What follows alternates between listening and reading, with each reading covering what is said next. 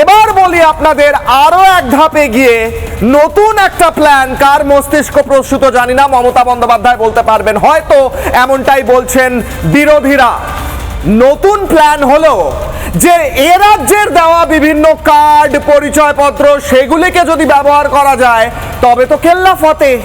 যদি স্বাস্থ্য সাথীর কার্ড, যদি বিভিন্ন প্রকল্প, আমি জানি না কটা প্রকল্পে আলাদা করে কার্ড দেওয়া হয়, কন্যাশ্রী, রাস্তাশ্রী, কোথায় কোথায় কার্ড দেন মমতা বন্দ্যোপাধ্যায় আমি সম্পূর্ণটা জানি না, তবে স্বাস্থ্য সাথী প্রকল্পের কার্ড কিংবা খাদ্য সাথী প্রকল্পের কার্ড, এই সমস্ত কার্ডগুলিকে যদি দেওয়া হয় এবং ইলেকশন কমিশন যদি বলে ঠিক আছে এটা দেখলেই আমি দিয়ে দেবো নাম ভোটার লিস্টে, তাহলে তো কেল্লা ফতে।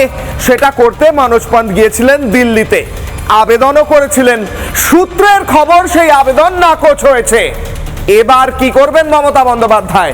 ভোট চুরির নানা পদ্ধতি, নানাভাবে পরিকল্পনা, ষড়যন্ত্র, তার মধ্যে এবার কি আবারও একটা ফেল?